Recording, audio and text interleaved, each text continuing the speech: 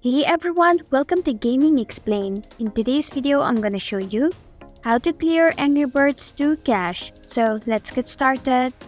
Begin by launching settings on your mobile device. In the search bar, type in apps and perform your search. Now tap on apps and then select Manage Apps option. Now scroll down until you find Angry Birds 2 game. Tap on it.